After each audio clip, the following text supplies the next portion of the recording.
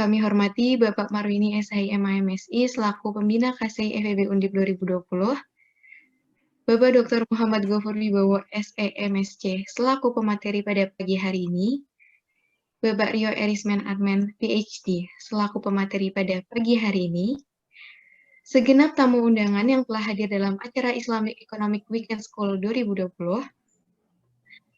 Saudara Syariful Khuluk selaku Presiden Kelompok Studi Ekonomi Islam tahun 2020, Saudara Muhammad Alfi Aulia Ilma dan Fadia Utami selaku moderator pada acara hari ini, serta para peserta Islamic Economic Weekend School 2020 yang berbahagia.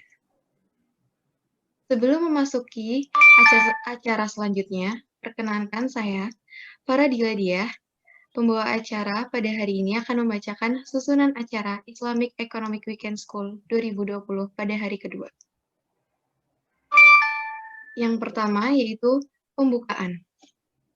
Kedua, pembacaan ayat suci Al-Quran. 3, penyerahan acara kepada moderator. 4, pemaparan materi pembicara ketiga, atau yang pertama pada hari kedua. Yang kelima, pengambil alihan acara oleh MC.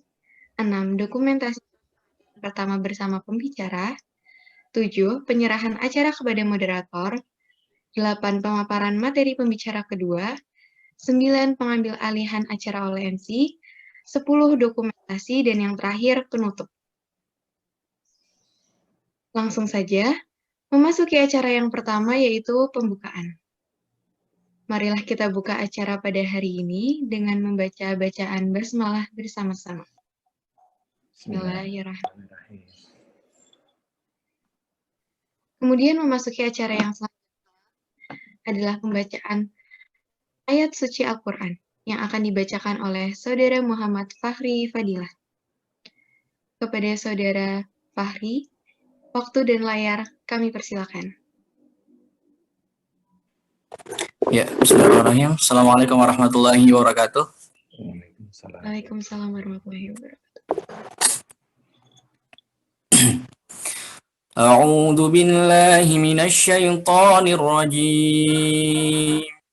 Bismillahirrahmanirrahim.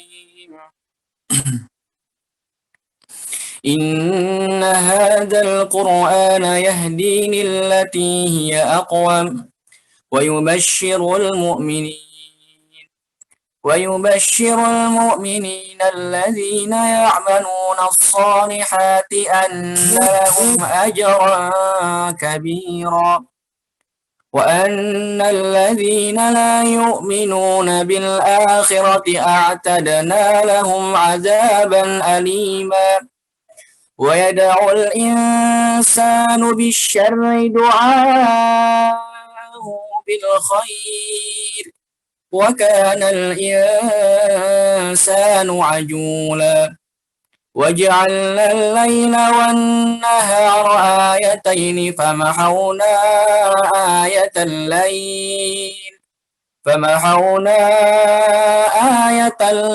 وجعلنا آية النهار مبصرة لتبتغوا فضلا من ربكم ولتعلموا عدد السنين والحساب وكل شيء فصلناه تفصيلا وكل إنسان ألزمناه طائره في عنقه ونخرج له يوم القيامة كتابا يلقاه منشورا اقرأ كتابك كفى بنفسك اليوم عليك حسيبا اللهم ارحمنا بالقرآن. Assalamualaikum warahmatullahi wabarakatuh.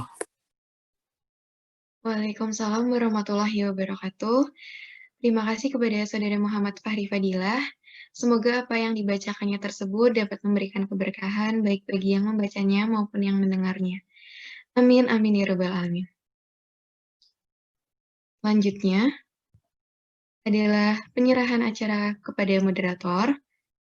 Moderator pada materi pertama adalah Saudara Muhammad Alfi Aulia Ilma. Tetapi sebelum itu saya akan memperkenalkan Mas Alfi ini dengan membacakan CV-nya secara sekilas. Baik, sudah terlihat. Saudara Muhammad Alfi Aulia Ilmah adalah mahasiswa Universitas Diponegoro, jurusan Ilmu Ekonomi Studi Pembangunan tahun angkatan 2019, yang merupakan staf muda kajian dan penelitian kelompok studi ekonomi Islam. Di sini ada berbagai prestasi yang telah diraih oleh Saudara Alfi, antara lain yaitu Olimpiade Sains Nasional, semifinalis Biologi Open House for Environmental Recognition, finalis Biomedical Science Competition, finalis Temu Ilmiah Regional, dan 4 besar Gunadarma Syariah Economic Event 2020. Baik, itu dia sekilas CV dari Mas Alfi. Assalamualaikum warahmatullahi wabarakatuh. Sebelumnya, apakah suara saya terdengar, MC? Ya, terdengar. Oke. Alhamdulillahirrabbilalamin, wa bihi nasta'in wa ala umuri dunya waddin, wassalatu wassalamu ala asrafil anbiya'i wal mursalin wa ala alihi wa sahbihi ajma'in, amma ba'du. Terima kasih MC atas waktu dan kesempatannya telah diberikan kepada saya. Sebelumnya izinkan saya memperkenalkan diri dulu. Tadi karena udah dikenalin Ilma sebelum weekend school ini. Assalamualaikum warahmatullahi wabarakatuh. Selamat pagi, selamat datang Bapak Sofyan, Bapak Gofur. Bagaimana kabar Bapak pagi ini, Pak? Baik, alhamdulillah. Baik-baik, Nas. Alhamdulillahirrahmanirrahim. Semoga Dengar Bapak semoga Bapak dan keluarga sehat terus ya, Pak. Amin, amin. Amin. Ya Rabbal alamin. Baik, sebelum kita mulai materi nih, mungkin kita akan membacakan CV dari Bapak Gofur terlebih dahulu ya.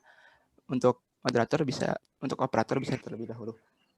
Bapak Gofur ini merupakan seorang yang lahir di Sleman 14 Maret 1980 dan sekarang menjadi Rektor Kepala Fakultas Ekonomi dan Bisnis Islam UIN Sunan Kalijaga, Yogyakarta. Jika ingin menghubungi Bapak Gofur lebih lanjut bisa lewat nomor HP 0815 688 6013. Dan jika ingin mampir langsung silaturahmi bisa ke Pundung Tirtomani Kalasan Sleman Yogyakarta. Dan dapat dilihat di sini riwayat pendidikan perguruan tinggi Bapak Gofur. Terakhir Bapak Gofur menyelesaikan doktornya di UIN Sunan Kalijaga di jurusan Ekonomi Islam. Dan sebelumnya magister dan sarjana di Universitas Gadjah Mada jurusan Ilmu Ekonomi. Mohon maaf, operator bisa di scroll down. Ya. Dan bisa dilihat juga di sini ada pengalaman penelitian Bapak Gofur yang banyak sekali ya. Bisa di scroll lagi. Dan yang paling baru bisa di scroll lagi. Ya. Dan yang paling baru ada penelitian di tahun 2019 tentang model pengembangan pariwisata halal di Kota Bukit Tinggi, Sumatera Barat. Dan bisa dilihat juga karya ilmiah dari Bapak Gofur di sini sangat banyak ya. Di scroll lagi. Ya, sampai yang dan yang paling baru ini ada di tahun 2000, Masya Allah banyak banget ya. Ada tahun 2020 tentang twin deficit phenomena in the two government eras in Indonesia. Dan bisa dilihat dari sekilas dari CV Bapak Gofur ini, Bapak Gofur merupakan materi kita yang sangat mumpuni lah insya Allah untuk menyampaikan materi tentang makroekonomi Islam. Tanpa membuang banyak waktu ya Pak, saya persilahkan Bapak. Dengan jargonnya Islamization of knowledge atau Islamisasi pengetahuan. Jadi harus disadari bersama bahwa pada era-era 1700-an, 800-an, sampai 1900-an, mayoritas negara muslim itu kan in the colonialization era, di masa penjajahan. Sehingga pemikiran-pemikiran keislaman yang kaitannya dengan keilmuan umum itu relatif tertinggal. Mungkin kaitannya dengan peribadahan iya, tetapi kaitan dengan pengetahuan umum itu jauh tertinggal. Karena masih dalam masa penjajahan. Nah, rata-rata kemerdekaan mereka itu sekitar tahun 40-an, 50-an, 60-an. Nah, maka mulai berdirinya OKI di tahun akhir 60, lalu tahun 70-an itu mulai banyak diskusi tentang bagaimana pengembangan berbagai bidang pengetahuan kaitannya dengan Islam. Termasuk salah satunya adalah ekonomi Islam. Itu titik letaknya itu di sana. Nah, Syed Naqib Alatas, ya, yang home base-nya ada di Malaysia, itu salah satu pendiri IISTAC, ya, International Institute of Islamic Thought and Civilization. Nah, ini cukup banyak pemikir-pemikir Muslim yang muncul dari sana. Ini sangat kontra dengan pemikir-pemikir Muslim yang lulusan dari Amerika, Kanada. Kalau di Kanada, ya kayak saya di UIN ya, di UIN itu cukup banyak pemikir-pemikir Muslim yang S2, S3-nya itu dari Amerika, dari Kanada, dari Eropa, termasuk kayak Belanda, Jerman itu cukup banyak. Nah, tentu itu memiliki sedikit banyak perbedaan cara memandang bagaimana ilmu pengetahuan umum itu berinteraksi dengan ajaran Islam, sehingga memunculkan pengetahuan-pengetahuan yang bagi Naqib Alatas itu adalah perlu adanya islamisasi pengetahuan. Sosiologi, bagaimana sosiologi Islam? Psikologi Islam seperti apa? Termasuk juga dalam hal bidang ekonomi. Beliau berpikir ya bahwa hal-hal yang kita pelajari dari Barat, yang ajarannya sekuler, itu ya kita hilangkan aspek-aspek buruknya, disesuaikan dengan ajaran Islam. Nah, jadi diambil pengetahuan dari Barat sebanyak-banyaknya, lalu diseleksi, nah ini yang nggak sesuai dengan Islam, didel, masukkan nilai-nilai Islam. Nah, tentu di sini ada pro kontra, tetapi itu bahwa itu merupakan proses awal yang menjadikan kita itu terus lebih bersemangat untuk mempelajari Islam. Nah, di Indonesia juga ada beberapa pemikiran yang mencoba mengembangkan bagaimana Islam itu diintegrasikan dengan pengetahuan umum. Salah satunya adalah dengan konsep pohon ilmu yang ada di UIN Malang.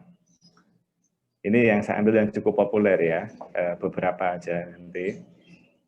Karena UIN Malang itu dengan salah satu tokohnya Pak Imam Suprayogo itu salah seorang pemikir Muslim yang cukup progresif, ya. Buktinya adalah mengembangkan Malang yang awalnya masih menjadi perguruan tinggi kecil menjadi salah satu perguruan tinggi yang cukup besar di Indonesia. Nah, beliau mengibaratkan bahwa integrasi keilmuan syariah itu ibaratnya seperti pohon ini. Ada akarnya, kalau di Indonesia ya berarti dasarnya Pancasila, bahasa filsafat, Al-Madiyasar, ilmu sosial dasar. Lalu batangnya ini ada ajaran-ajaran Islam dari Quran, Sunnah, Sirah Nabi, pemikiran Islam, tamadun atau peradaban. Nah, baru puncaknya itu nanti adalah daun dan buahnya. Sesuai dengan bidangnya apa? Psikologi Islam, arsitektur Islam, ekonomi Islam, ilmu-ilmu kesehatan, dan lain sebagainya. Nah, ini semua harus untuk menghasilkan daun dan buah yang lebat, yang bermanfaat, itu akarnya kuat, batangnya kuat. Ini mungkin terinspirasi oleh salah satu ayat di Quran ya. Alam taro kaifa daraballahu mathalan kalimatan thayyibatan. Perumpamaan kalimat yang baik. Kasyajaratin thayyibatin. Seperti pohon yang baik. Asluha sabitun wa far'uha fis sama. Akarnya itu kuat menghunjam ke tanah dan batangnya pohonnya itu menanjak sampai fis sama. Nah, sama itu apa ini? Sama dalam artian yang intinya menjulang ke atas tinggi. Nah, jadi ada keindonesiaan, keilmuan umum, tapi harus ada juga dasar keilmuan agama. Nah, ini makanya penting. Walaupun teman-teman Undip ini, ataupun secara umum ya, yang KC ini kan background-nya beda-beda ini ya. Tadi ada Mas Hafi dari SMP, IT, SMA IT ya, lumayan itu pengetahuan agama dan pengetahuan umumnya itu cukup imbang. Tapi kalau yang dari SMA, itu kan pengetahuan umumnya yang kuat, keagamaannya kurang. Demikian juga yang dari aliyah, agamanya kuat, tapi pengetahuan umumnya mungkin agak kurang. Nah, maka di forum-forum, di organisasi semacam KC ini, perlu ada upaya terus untuk meningkatkan itu semua. Dari sisi kompetensi pengetahuan umum, juga dari kompetensi pengetahuan agama. Jangan sampai nanti kita mengembangkan ekonomi mikro makro moneter Islam, tetapi pincang langkahnya karena kurang kuat pengetahuannya merata dari sisi akar maupun batang. Nah, ini kalau ibaratnya sebagai pola pikirnya pohon ilmunya di Malang. Kayak gitu ya. Jadi semua harus belajar. Sama, saya dulu juga dari UGM, itu kan umum tuh. Ya. Pelajaran agamanya juga cuma ada 2 SKS kalau nggak salah ya. Tapi ya tetap harus berusaha terus untuk belajar. Nah, kalau di UIN ada konsep di UIN Jogja itu dengan salah satu pemikirnya itu Profesor Amin Abdullah, itu mengenalkan konsep integrasi interkoneksi antara ilmu agama dan ilmu-ilmu umum dengan filsafat. Ya karena beliau dari filsafat ya, profesor filsafat, maka memang ada dasar filsafatnya. Sebenarnya dari mana? Nah ini, scientific spider web-nya itu gambarnya kayak gitu ya, kayak spider-nya, apa itu, jaringnya Spiderman gitu ya. Puncaknya, inti di dalamnya apa? Dari Quran dan Sunnah. Nah, dari Quran dan Sunnah ini dipelajari dengan metode dan pendekatan yang tepat, itu akan menghasilkan ilmu-ilmu yang warna kuning itu, ilmu-ilmu agama ini. Ada filsafat, tasawuf, hadis, tarikh secara fikih atau hukum, tafsir, bahasa, ilmu kalam. Nah, dari situ ditarik lagi keluar yang warna biru, pengetahuan-pengetahuan umum, ada arkeologi, filologi, hermeneutik, dan sebagainya, psikologi, filosofi, dan sebagainya. Nah, baru bisa menghasilkan pemikiran-pemikiran yang lain, yang lebih luas lagi. Nah, intinya apa, teman-teman sekalian? Mau tidak mau, kita harus terus-menerus belajar dari sumber agama kita, Quran dan Sunnah, dan dari sumber pengetahuan umum kita. Anda di mana saja belajar ekonomi, manajemen, akuntansi, ya. Mainstreamnya kan kalau di mana-mana kan kalau untuk fakultas ekonomi kan ada 3 itu ya. Ilmu ekonomi, manajemen, akuntansi. Itu dikombine, diintegrasikan, jika memang bisa ada integrasi, penyatuan, atau diinterkoneksikan. Nah, contoh, kalau kajian tentang zakat infak sodako, yang tidak hanya berupa kajian teoritis, tapi sudah praktek dengan adanya basnas, basda, dan sebagainya, itu bisa kita sebut dengan sebuah bentuk integrasi. Perbankan syariah juga sebuah bentuk integrasi antara ajaran Islam dengan praktek ekonomi konvensional atau umum, sehingga real ada bentuknya. Namun bisa jadi ada hal-hal yang menjadi interkoneksi, yang menjadi inspirasi dalam praktek keseharian. Contoh, dalam perdagangan internasional, apa yang boleh dan tidak boleh dilakukan?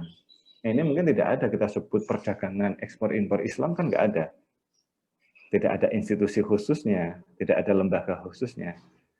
Nah, namun di dalam transaksi harian, perdagangan, ekspor-impor, kita harus selalu arahkan oleh ajaran Islam, ya, semuanya boleh kecuali yang dilarang. Apa? Produk yang diharamkan atau cara-cara berdagang yang tidak boleh. Nah, di situ. Jadi ada yang bisa diintegrasikan, dikonkretkan dalam praktek keseharian menjadi sebuah institusi, lembaga, kayak perbankan syariah, pasar modal syariah, wakaf dan lain sebagainya. Tapi ada yang interkoneksi, saling mengait, dan ajaran Islam memberi inspirasi. Termasuk dalam perilaku kita sehari-hari. Nah, perilaku kita sehari-hari. Mungkin kemarin kajian mikro ya sudah ada. Nah, di situ kan menginspirasi bagaimana pola konsumsi kita itu kalau menurut ajaran Islam. Halalan thayyiban. Itu harus tuh misalnya ya. Terus habis itu wala tubadzir tabdzira. Jangan sampai memubazirkan. ya, membuang-buang percuma dan sebagainya, atau berlebih-lebihan. Nah, ini penting ya. Jadi teman-teman, saya selalu mendorong terus belajar. Saya pun di sini ya terus masih belajar dalam bidang saya ilmu ekonomi ya, dan S3 kemarin ekonomi Islam. Keilmuan Islam juga terus saya pelajari. Ya, jangan pernah merasa cukup terus udah cukup berhenti belajar. Nah, itu kalau orang yang merasa sudah cukup tidak perlu belajar, nah itu udah terjebak dalam kebodohan baru itu. Ya, kalau ada normal baru, nah itu kebodohan baru. Itu dalam pandangan saya. Oke. Nah, salah satu contoh, saya kasih kasus. Dalam praktek ekonomi kita, orang bertransaksi, berdagang untuk mencari keuntungan. Nah, saya minta tanggapan Anda sih. Kira-kira keuntungan yang wajar yang dibolehkan dalam Islam itu berapa besar ya? Ada yang punya pendapat? Mas Alfi, kalau pernah bisnis, untungnya berapa banyak ini ya paling boleh ya?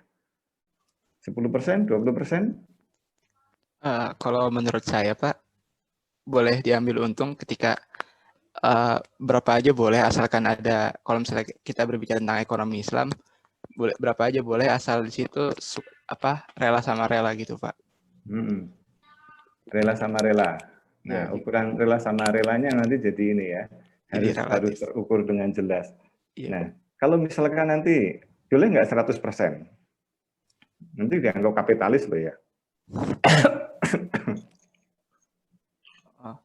Nah, kalau menurut saya, kalau misalnya 100%, jika konsumennya tahu itu si penjual ngambil untung 100% dan emang konsumennya nggak masalah gitu, Pak, ya nggak apa-apa, Pak. Nah, dan kali orang mengidentikan ekonomi syariah itu ekonomi yang murah. Kalau untung jangan banyak-banyak gitu ya. Yang kalau bank syariah, loh kok bank syariah lebih mahal dari bank konvensional? Kan syariah itu tidak identik dengan murah, tapi syariah itu sesuai dengan syariah Islam. Nah, itu yang harus kadang diluruskan. Sehingga contoh, misalnya kita memahami tentang ini case ya. Wala ta'kulu amwalakum bainakum bil batil ila an takuna tijaratan antaradin minkum. Nah, tadi yang betul. Jadi tidak boleh memakan harta saudara kita dengan cara batil. Batil itu yang gimana? Dengan cara-cara yang tidak dibenarkan oleh agama, penipuan, penggelapan, dan lain sebagainya. Tapi harus dengan cara yang saling ridho, kerelaan di antara kalian sekalian. Nah, kalau untung berapa? Nah, untung ini dalam praktek bisnisnya lalu tidak bisa disamakan. Sehingga ada satu hadis yang menceritakan ini ketika Rasul memberikan uang kepada Urwah 1 dinar untuk beli seekor kambing. Lalu Urwah ke pasar, kok dia bisa pintar menawar sehingga dapat 2 ekor kambing. Lalu yang 1 ekor dijual dapat 1 dinar, sehingga ketika dia pulang kepada Nabi itu uangnya 1 dinar masih utuh plus 1 ekor kambing. Berarti untungnya berapa ini Urwah ini? 100%. 100%. Nah, ini apa? Karena memang ada sebagian orang yang punya kepandaian itu. Namun yang penting jangan sampai ada upaya-upaya untuk mendistorsi informasi, ya. Atau mungkin misalkan ada dalam perdagangan talaqi ruban, orang yang dari kampung mau ke kota jual barangnya dicegat di jalan, udahlah nggak usah ke sana, tak beli aja di sana nanti juga harganya murah, tak beli di sini berapa 10.000, di sana juga cuma 11.000 kok, daripada jauh-jauh. Udah dibeli 10.000 ternyata di pasar harganya bisa 20-30.000. Nah, ini ada upaya penipuan. Nah, artinya apa? Dalam transaksi itu kita harus banyak mempelajari Taurat, kajian dalam ajaran Islam, Quran, Sunnah, lalu mengelaborasi satu ayat dengan ayat yang lain, harusnya bagaimana ya dalam konteks transaksi, dalam konteks yang lain, dan sebagainya. Ini satu kasus. Nah, yang kedua, kasus yang kedua, ini sebelum masuk makroekonomi ya. Kalau Anda pinjam nih, nggak tahu ini Mas Alfi kalau sama teman-teman di kos itu sering pinjam-pinjaman uang atau barang gitu nggak ya? Sering, Pak. Sering ya, apalagi kalau akhir bulan ya. Kalau kirimannya belum datang, uang sakunya udah habis gitu ya. Kalau pinjam uang, dibalikinnya lebih dari uang pinjaman, boleh nggak? Ya orangnya nggak mau, Pak. Kitanya mau. Lah, kok nggak mau? Nah, di sini ini ada perdebatan teman-teman sekalian yang sering kali muncul. Memang ada hadis dan menjadi sebuah kaidah, kullu qardin jara manfaatan fahuwa haram. Hadisnya semacam itu. Sebuah pinjaman, ya, kullu qardin jara manfaatan fahuwa haram. Ini hadis yang lalu oleh para ulama diistihadkan diijma'kan menjadi kullu qardin jara manfaatan fahuwa riba. Yang diharamkan di sini menjadi riba. Setiap pinjaman lalu kalau dikembalikan dalam jumlah yang lebih itu menjadi riba. Karenanya itu menjadi haram. Apapun itu, barang maupun uang. Nah, namun dalam prakteknya ada hadis yang menunjukkan bahwa Nabi itu ketika meminjam barang ke orang lain dikembalikan dalam bentuk yang lebih. Beneran. Jadi ketika ada Nabi hutang seekor unta usia tertentu gitu ya, lalu ditagih oleh orang itu. Nah, berarti Anda ingat, berarti Nabi juga punya utang ya? Loh iya, Nabi punya utang kan? Bahkan sampai meninggal itu kan Nabi masih punya utang pada orang Yahudi dengan cara menggadaikan baju besinya. Nah ini ya, jadi itu yang menjadi dasar bahwa orang umat Islam itu di mana-mana banyak punya utang ya. Ikutnya sunnah Nabi berhutang ya kita juga berhutang. Apalagi kayak saya dan dosen-dosen Anda itu yang sebagian pegawai ya, punya utang itu biasa karena itu sunnah Nabi. Nah, yang penting tanggung jawab loh ya. Nah, lalu ketika ditagih orang Nabi mau membayar, carikan unta yang seusia. Tapi nggak ada kecuali yang lebih dari umurnya. Artinya apa? Itu lebih itu kan lebih baik.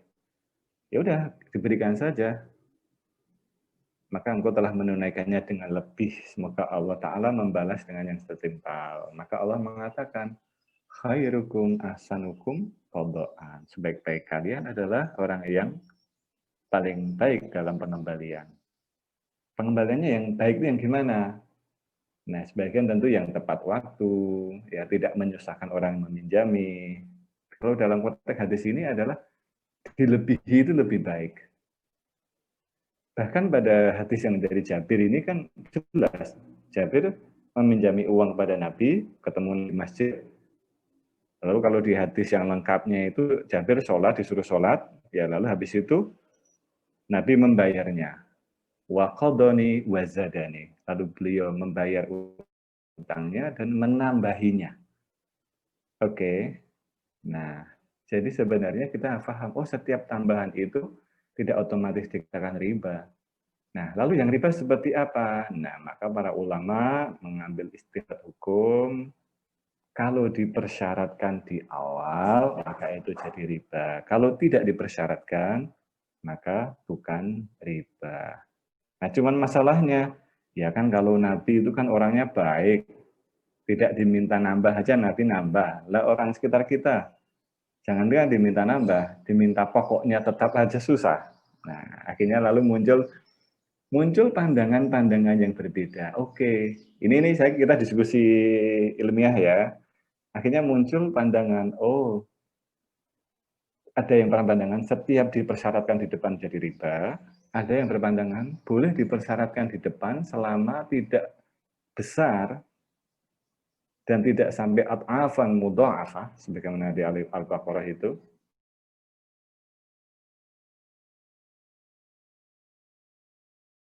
Ganda itu riba. Nah, ini hal yang kayak gini yang ingin saya dorong agar kita semua itu terus mau belajar lagi. Ini case aja awal ya. Hingga teman-teman terus termotivasi untuk belajar sisi ekonomi dan juga sisi syariahnya.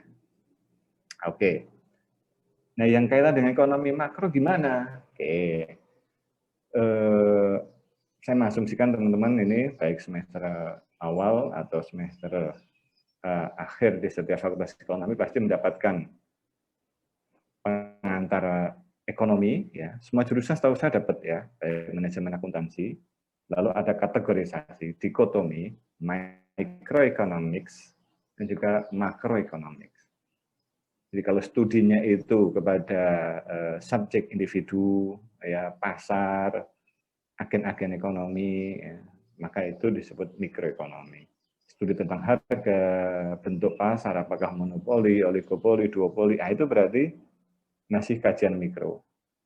Bicara tentang pasar, tetapi kita bicaranya secara global, ya perekonomian di Indonesia, PDB, inflasi, nah itu bukan lagi mikro, tetapi sudah masuk ke makroekonomi.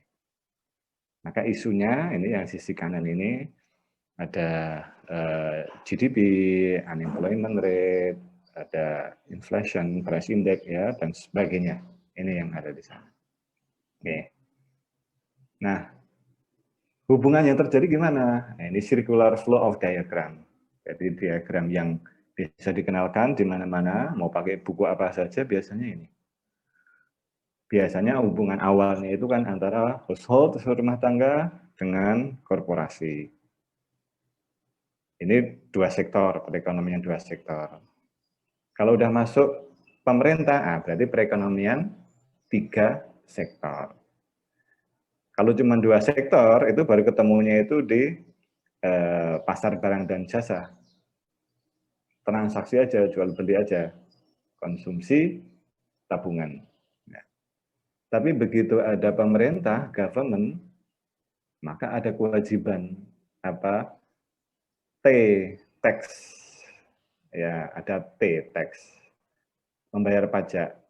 TH, pajaknya household rumah tangga, TC, pajaknya perusahaan. Nah, bicara tentang pajak, ada yang bagian kajian mikro, misalkan dampak pajak terhadap kenaikan harga, itu mikro. Tetapi kalau pajak kaitannya dengan pendapatan pemerintah, nah itu makro. Ya. Jadi ada yang mikro, ada yang masuk ke makro. Ada transfer juga dari pemerintah ke household, ada yang ke perusahaan, ada. Nah, lalu dalam perkembangannya tentu nggak mungkin toh bahwa kita itu tidak berinteraksi dengan negara lain. Nah, maka ada foreign country. Maka ada aktivitas ekspor dan impor. Jadi, setahu saya hampir semua negara di dunia ini tidak ada yang totally closed economy. Selalu aja ada transaksi ekonomi walaupun dengan rentang yang atau tingkat yang beda-beda. Contoh Indonesia ini tingkat keterbukaannya menengah lah. Tidak terlalu terbuka seperti Singapura, tidak sangat tertutup seperti Korea Utara. Nah, kayak gitu. Ya, kita melakukan transaksi ekspor impor dengan berbagai negara. Nah, ini kita memahami diagram sirkular yang menghubungkan berbagai agen ekonomi. Nah, di sini kita lihat dari definisinya apa sih beda mikro dan makro, sehingga harapan saya kalau yang dari ilmu ekonomi udah familiar ya, hanya kalau yang manajemen akuntansi atau yang non ekonomi ya biasanya apa saja yang dipelajari di mikro dan bedanya dengan makro. Jadi tidak hanya terpaku kalau secara nasional berarti makro, nggak mesti. Maksudnya apa? Contoh, pasar beras di Indonesia, mikro atau makro? Nah, kalau analisis pasar beras di Indonesia, lalu dianalisis kita bisa tahu, oh bentuk dari pasar beras di Indonesia adalah persaingan sempurna, karena banyak produsen, banyak konsumen. Penentuan harganya adalah market price, tidak ada yang dominan. Berarti analisis yang kayak gini bisa ditentukan bentuk pasarnya persaingan sempurna, monopoli, oligopoli, itu analisisnya mikro. Walaupun kita sebut pasar beras di Indonesia, pasar mobil di Indonesia, karena hanya satu macam item barang. Tapi kalau namanya makro ya keseluruhan key di Indonesia dan keseluruhan harga P di Indonesia. Sehingga kalau di mikro hanya kurva supply and demand, ya S dan D. Kalau di makro ada agregat supply, agregat demand. AS dan AD. Nah, gitu ya. Sehingga teman-teman, oh berarti kalau hanya satu macam barang, walaupun levelnya di Indonesia, itu masih nih sudah akumulasi itu makro. Tujuannya juga beda nanti ya di sini. Nah, di Indonesia setahu saya cukup banyak mengacu di sini nih. Kalau secara mainstream ya, ekonomi konvensional, saya nggak tahu di Undip pakai bukunya apa kalau untuk yang makro awal. Iya, pakai Mankiw juga Pak. Ada Mankiw. Kadang Mankiw, ada Walter Nicholson atau Kadang Dominic Salvatore juga. Oh, Salvatore juga. Tapi saya rasa nggak pakai Samuelson nggak ya? Samuelson kadang dosen yang pakai Pak. Kitanya pegang Ya. kita Mankiw. Ya kalau Samuelson kan dan dia yang basic sekali ya.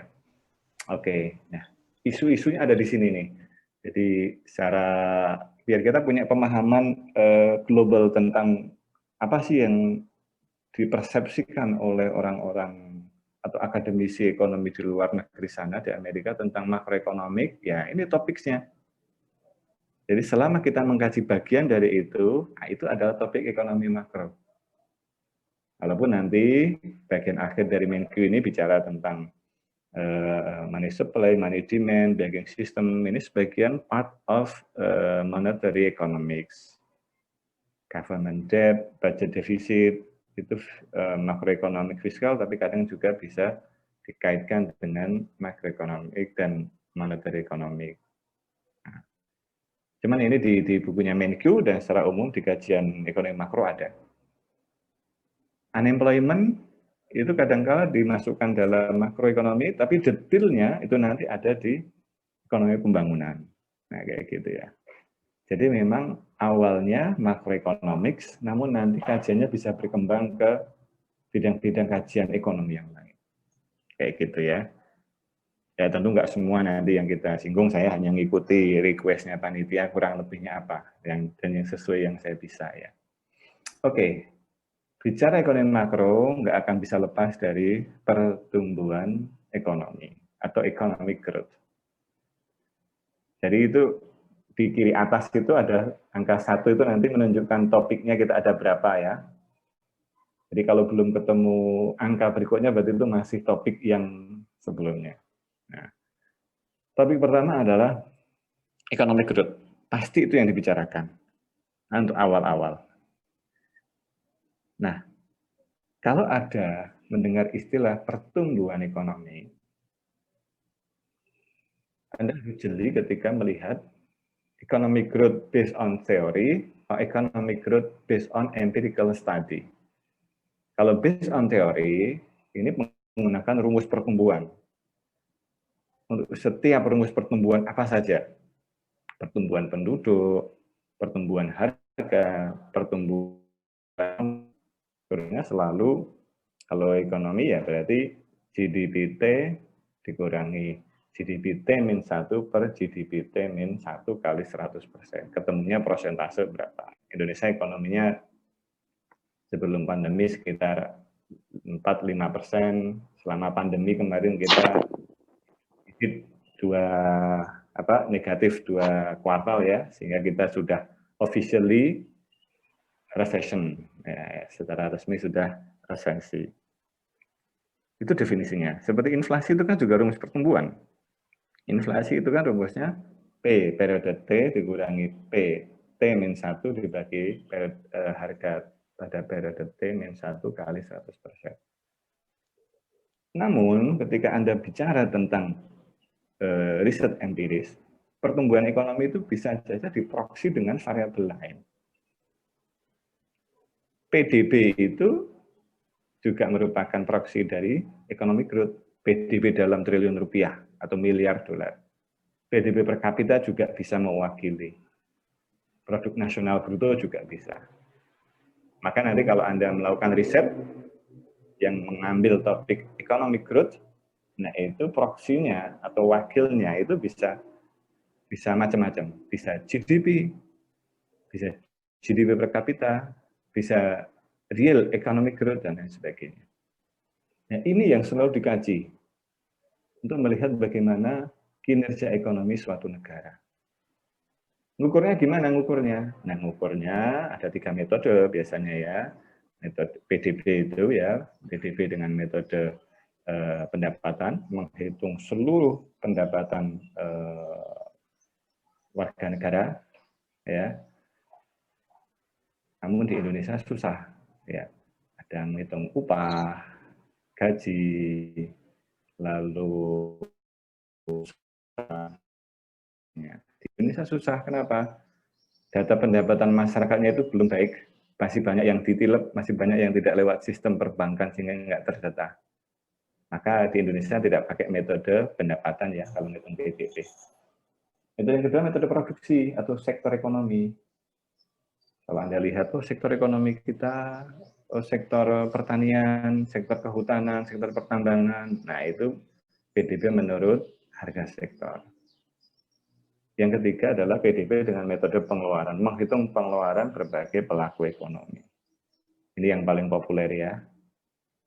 C plus I plus G plus X min M. Nah, ini saya rasa kalau dari SMA pun sudah banyak yang dipelajari.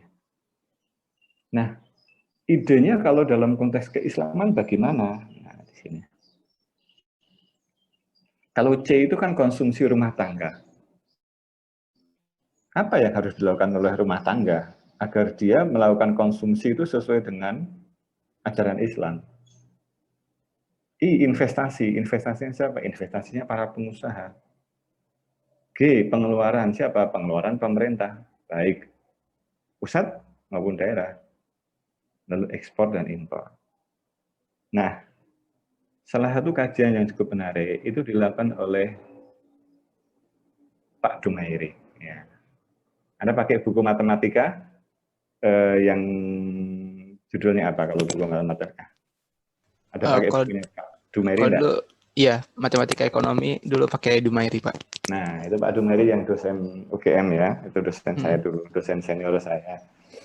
Namun beliau baru selesai S3-nya kemarin ya. Beliau juga salah satu pegiat ekonomi Islam, beliau orangnya juga humble ya. Nah, beliau menggagas bahwa model itu harus dikritisi tadi. Model perhitungan PDB yang awal tadi, CIG X min M itu karena dianggap belum mencirikan atau memasukkan komponen-komponen dalam ekonomi Islam. Ide-ide dalam ekonomi Islam.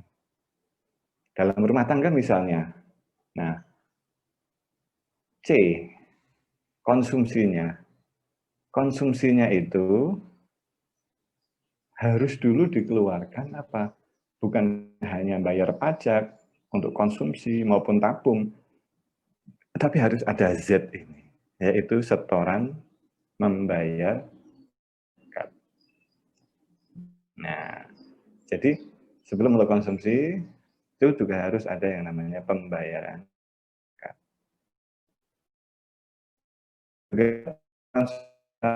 Public social responsibility. Ya, tidak hanya zakat dong, zakat 2,5% kan masih kurang. Untuk bisa berkontribusi secara sosial, ya ada instrumen lain, selain zakat ada infak, sedekah, sehingga itu masuk di dalam poin pengeluaran sosial atau public social responsibility. Itu untuk individu. Nah. Lalu untuk sektor bisnis, ya selain ada pajak, juga mereka harus mengeluarkan yang namanya CSR, Corporate Social Responsibility. Nah, di sisi lain juga apa? Sektor pemerintah dan juga sektor sosial. Nah, di sini dana-dana yang dikumpulkan dari sektor rumah tangga, sektor bisnis, dan juga pemerintah, itu nanti masuknya itu ada di sini, sektor sosial. Ini baru sebatas ide ya, baru sebatas ide. Ini disertasi Pak Dumairi tahun lalu. Nah, sehingga Pak Dumairi menggagas model teoritis makroekonomi yang Islami tadi itu ya. Kalau rumah tangga ya harus ada pengeluaran dulu dari sisi zakatnya dan juga social responsibility-nya. Selain zakat, infak, sedekah, wakaf juga ada. Bisnisnya, perusahaan juga harus mengeluarkan kewajiban-kewajibannya. Selain secara ekonomik ada transaksi ekonomi, yang sosial juga harus ada. Pemerintah pun demikian. Nah, di sini sehingga ada pihak yang keempat, yaitu ada lembaga-lembaga sosial. Nah, ini sebuah ide ya, yang tentu kita apresiasi walaupun sehingga memunculkan modelnya kayak gini, tidak CIGX min M. Nah, XM-nya di mana? Ya ekspor impor nanti masuknya di bisnis ini semua ini. Tapi itu ada di I semua. Konsumsinya tadi konsumsi yang sudah dibayarkan zakat, infak, sedekahnya. Bisnis itu ya investasi, produksi barang dan jasa, termasuk ekspor impor masuk di sini. Pengelolaan pemerintah karena nah ada pihak keempat yaitu lembaga sosial. Ini kan lembaga-lembaga sosial ini kan real ada, tidak bisa dimasukkan dalam kelompok pemerintah, tapi juga nggak bisa dimasukkan dalam kelompok bisnis maupun rumah tangga. Nah, ini sebuah ide, namanya model teoritis ya. Kenapa kok dilakukan pemikiran semacam itu? Karena memang kalau asumsi yang umum homo economicus yaitu tentu tidak cukup orang itu hanya bersifat untuk kepentingan diri sendiri, rasional, yang penting mendapatkan benefit maksimal utility kalau kajian mikro itu. Ya, kalau Anda berinfak itu kan kalau menurut hitungan rasionalitas ekonomi itu kan nggak masuk loh, kok bisa? Ngapain kita berinfak sedekah membayar zakat? Anda melaksanakan puasa itu kan nggak bisa dirasionalisasi menurut rasionalitas yang ada di Barat. Wong itu membuat kita berkurang produktivitasnya secara empiris loh ya, juga membuat kita mungkin kurang optimal dalam bekerja dan lain sebagainya, melemahkan fisik kita mungkin ya, nah, sehingga dianggap itu tidak rasional. Namun demikian dalam perspektif Islam kita harus ingat bahwa kita itu sebagai makhluk ciptaan Allah itu ya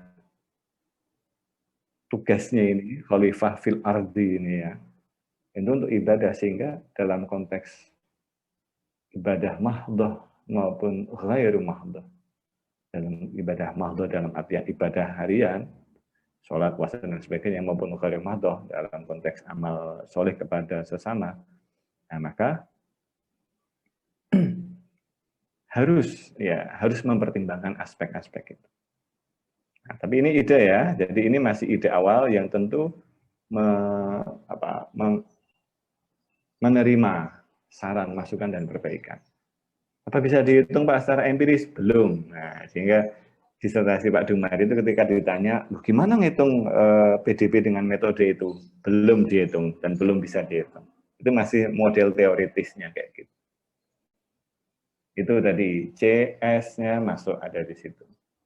Yang kedua investasi.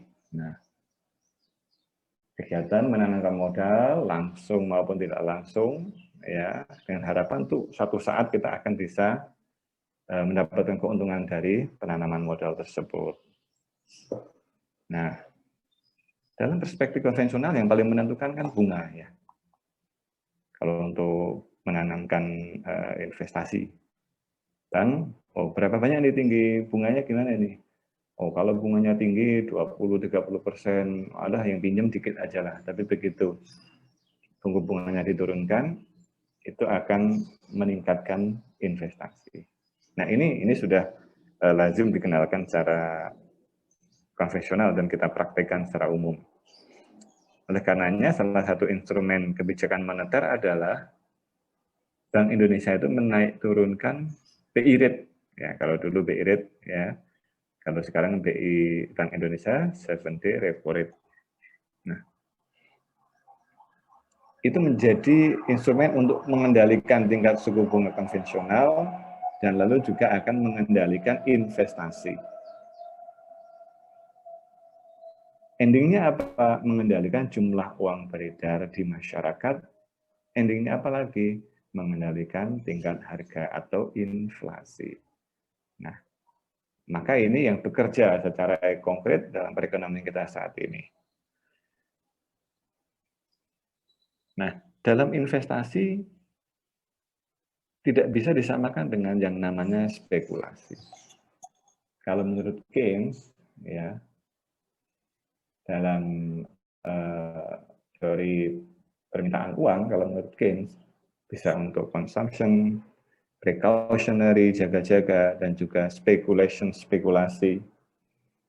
Kalau pada masa lalu, Keynes berpandangan bahwa suku bunga itu menjadi ukuran apakah masyarakat itu berspekulasi atau tidak. Tinggi rendahnya itu berpengaruh juga pada tinggi rendahnya bunga, pengaruh juga pada spekulasi. Spekulasi itu di mana? Spekulasi yang dimaksudkan kalau dulu Keynes itu di pasar modal.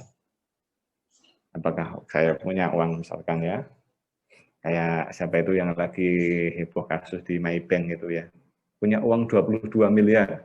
Nah, mau diapain ini? Belikan saham, itu berarti ada di pasar modal, ada unsur spekulasinya, atau di deposito. Nah, kalau suku bunga rendah, ya udah nggak usah deposito, belikan aja saham atau obligasi. Tapi begitu suku bunga bank tinggi, ya udah baru dibelikan bunga bank atau didepositokan di bank, tidak usah dibelikan saham. Nah,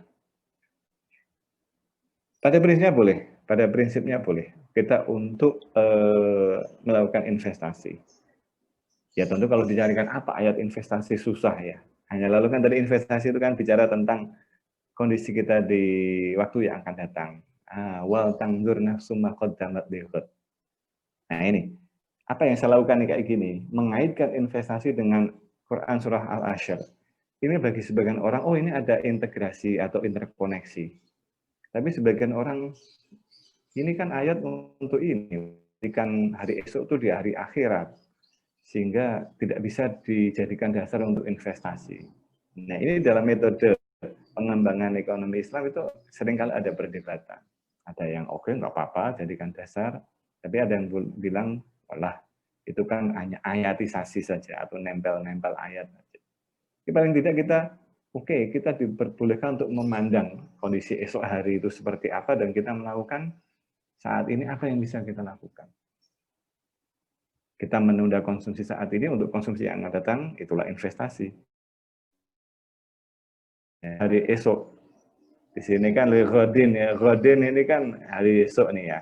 Hari esok itu apakah in the short term-nya ya di dunia ini, ataukah in the long term-nya sampai hari akhir. Nah, hanya ditegaskan bahwa tidak sama antara investasi dengan spekulasi. Untung-untungan. Atau maisir ya. Maisir atau bukan ya? Saya lupa. Innamal khamru wal maisiru wal ansabu wal azlamu rijsum min amali syaitan. Khamar, ya, maisir judi, ya, dan seterusnya itu bagian dari panah-panah setan, hal-hal yang dilarang. Nah, di era saat ini kalau investasinya real di sektor real, direct investment, baik domestic direct investment maupun foreign direct investment, it's okay. Membangun perusahaan selama produknya halal, nggak menimbulkan kerusakan, tidak menimbulkan pencemaran lingkungan, oke. Tapi kalau investasinya secara tidak langsung atau ada di sektor keuangan, jual beli falas gimana? Wah, itu kan banyak kan yang menawarkan jual beli falas atau jual beli saham. Nah, ini kalau kita di Indonesia ini ngikutin fatwa di SN sebenarnya udah jelas. Kalau Anda gimana kalau jual beli falas investasi? Kayaknya bukan investasi deh, itu lebih ke spekulasi ya. Sehingga MUI menegaskan kalau itu tentu satu hal yang dilarang. Apalagi kalau tujuannya bukan untuk kepentingan tertentu loh ya. Kalau Anda mau pergi ke luar negeri, ada kebutuhan tertentu, itu oke. Tapi kalau tujuannya untuk mencari selisih harga jual, harga belinya, nah itu sesuatu yang dilarang. Salah satu penyebab krisis moneter 1998 itu adalah banyaknya spekulan falas. Salah satu yang paling besar adalah George Soros, seorang Yahudi di Amerika. Lalu juga spekulasi di saham. Nah, jual beli saham ada yang dibolehkan, tapi ada yang nggak dibolehkan. Selain yang penting produknya apa ya, tapi transaksinya apa? Apakah short selling atau bukan? Jangan-jangan ini beli pagi dijual siang. Nah, tapi kalau Anda yang sudah biasa trading itu memang menarik ya. Beli pagi seharga 2.000 per lembar, siangnya udah 2.100. Wih, udah untung nih berapa persen ini. Nah, kayak gitu itu ada upaya untuk short selling ya. Di sore dijual lagi gitu ya. Tapi itu sebenarnya menurut kajian para ulama di DSN MUI itu termasuk spekulasi yang tidak diperbolehkan. Maka kalau Anda transaksi pakai aplikasi online trading, ya, itu sudah otomatis tersetting satu, Anda nggak bisa beli saham-saham non syariah. Jadi kalau Anda pakai aplikasi jual beli online, misalnya mau beli saham rokok, itu nggak bisa itu. Anda mau beli saham bank konvensional itu juga nggak bisa. Nanti tertulisnya nanti tidak termasuk saham syariah. Atau Anda melakukan short selling juga nggak bisa. Kalau saya di Jogja itu ada OSO, itu ada transaksi yang online trading syariah itu, nggak bisa juga. Harus nunggu beberapa hari baru bisa dijual. Oke, tadi kaitan dengan investasi. Bagaimana dengan anggaran pemerintah? Dengan anggaran pemerintah, kebijakan fiskal. Fiskal dalam arti sempit itu kaitan dengan perpajakan ya. Tapi dalam artian yang lebih luas itu kan sebenarnya kebijakan anggaran pemerintah dalam mengelola pendapatan dan pengeluaran pemerintah mengarahkan perekonomian ke arah yang lebih baik. Sehingga dalam bentuk konkretnya itu secara umum langsung dilihat bagaimana di APBN. Untuk apa? Mencapai kestabilan ekonomi, mendorong pertumbuhan ekonomi. Ingat ya tadi kan dalam persamaan model PDB tadi kan CIG. Nah, G itu salah satu pendorong perekonomian. Di Indonesia itu kan total PDB-nya itu kalau nggak salah ya, kita itu udah sampai sekitar 10.000 triliun PDB kita itu. Lebih ya. Sudah masuk dalam kategori negara dengan 1 billion US dollar economy. Perekonomian yang lebih dari 1 trillion, sorry. Jadi 1.000 triliun kalau dalam dolar, misalnya 1 triliun dolar, sekitar 14.000 triliun rupiah perekonomiannya itu sudah masuk kategori itu sudah cukup besar di dunia. Nah, dari 14.000 triliun itu, sekitar 2.000 triliunnya adalah dari APBN. Nah, sehingga peran anggaran pemerintah dalam perekonomian itu sangat besar. Termasuk ya, kayak sekarang ini, bagaimana prediksi kita terhadap triwulan keempat? Ya, mestinya ekonomi akan lebih baik lagi. Selain secara pelaku ekonomi, masyarakat dan bisnis sudah jalan, sudah mulai pulih, anggaran pemerintah juga cukup banyak dikeluarkan. Kayak gitu ya. Dan tujuan-tujuan ini semua, sehingga memang kebijakan fiskal menjadi penting sekali untuk mengarahkan perekonomian kita lebih baik lagi. Nah, ini gambarannya ya. 1 triliun, berarti APBN kita berapa nih? Nah, kita lihat ini, bagi teman-teman yang mungkin jarang lihat APBN kita ya, negara kita. APBN, RAPBN. Kita ambil yang APBN aja nih. Oh, berarti APBN kita tahun 2020 itu sampai 2.230 triliun, 33,2 triliun. Sumbernya dari mana? Yang paling dominan dari dalam negeri nih. Dari mana utamanya? Dari pajak. Kita lihat.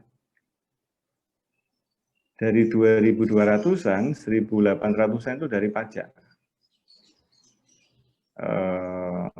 Berapa persen ya? Mungkin lebih 80% ya. Lebih dari 80% itu dari pajak. Ya, kalau hibah mah dikit-dikit. Utamanya untuk apa? Untuk belanja, baik pemerintah pusat maupun daerah. Nah, tapi kan ternyata antara pendapatan yang 2233 dengan belanja 2540, loh, belanjanya kok lebih banyak dari pendapatan. Anda kiriman dari orang tua berapa? Sebulannya berapa itu? 1,5? Ada ya? Di Semarang, kalau tinggal di Semarang 1,5 juta mungkin ya pas-pas gitu. Kalau di Jogja 1 juta mungkin masih aman. Kayaknya lebih murah di Jogja ya. Cukup Pak, 1,5 juga lebih.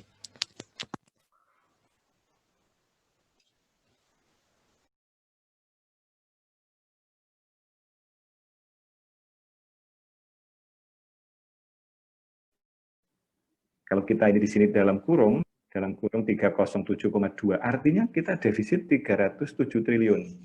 Tapi masih dalam rentang surplus atau defisit APBN terhadap GDP itu masih kurang dari 3/2 atau 3%, saya lupa ketentuan di undang-undang ya. Oh, masih 1,7 aman.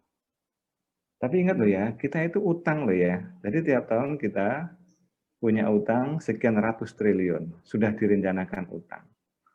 Atau bahasa di sini bukan utang tapi pembiayaan. Dari mana aja nih pembiayaan utang paling banyak ini ya?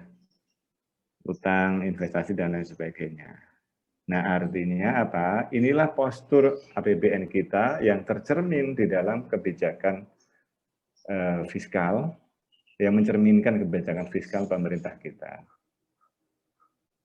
Nah, dari mana sumber utama? Sumber utama dari pajak dengan berbagai macam jenis pajaknya.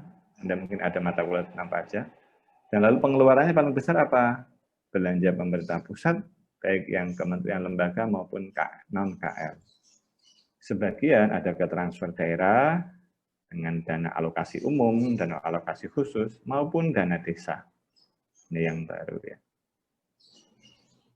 Nah, tentu sangat beda pada masa Rasulullah ya. Jadi kita coba membandingkan itu tidak lalu memang tidak bisa apple to apple ya. Apple to cherry mungkin ya, karena tentu kompleksitas permasalahan. Dan kita juga tidak ingin lalu terus gimana sekarang pajak diganti dengan ini semua, enggak.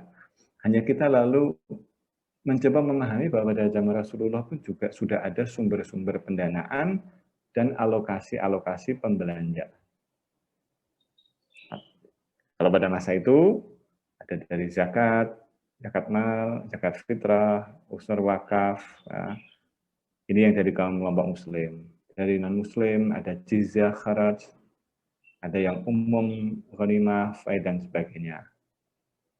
Nah, tentu pencatatan ataupun pengelolaannya ya tentu tidak selengkap atau semodern sekarang. Tapi intinya adalah bahwa pada masa Rasulullah negara pun juga memiliki anggarannya. Ada zakat, fitrah, usur untuk perdagangan, nah bisa dianggaplah semacam biaya masuk ekspor impor, wakaf, amwal fadilah kalau ada orang meninggal tanpa warisnya ya dan tidak diketahui ahli warisnya. Oke. Nawaib kalau ada tambahan untuk individu muslim yang mampu, yang kaya, sedekah, humus itu dari kata khamsatun, 5. Jadi humus 1/5. Jadi kalau Anda punya barang temuan atau barang tambang, nah itu zakatnya atau potongannya nanti itu 1/5 humus. Ya, 1/5 buat temennya, buat 1/5 buat ini ya, untuk teman-teman sendiri ya. Tapi kalau temuannya cuma barangnya nilainya kecil ya nggak usah repot-repot untuk dicari hitung humusnya. Dari non-muslim ada jizyah, kharat, usur ya. Ya, yang dalam prakteknya tentu dalam peradaban Islam ada perubahan-perubahan, mana yang lebih dominan, mana yang kurang, mana yang dipraktekkan, mana yang tidak dipraktekkan. Ada dari ghanimah, rampasan perang, atau faid ketika tidak dengan perang, atau tebusan pinjaman dan hadiah sebagainya. Nah, pinjaman ada tuh, berarti bisa ya. negara itu boleh meminjam untuk kebutuhan tertentu. Pengeluarannya apa? Ya, tentu ada sangat banyak ya.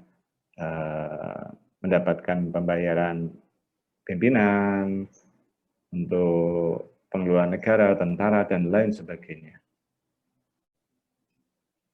Nah, lalu gimana? Kalau dulu utamanya zakat, sekarang pajak. Apakah boleh nih zakatnya nanti diganti pajak?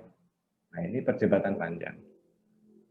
Ada sebagian yang mirip-mirip, unsur yang sama dari zakat dan pajak, tapi ada yang beda.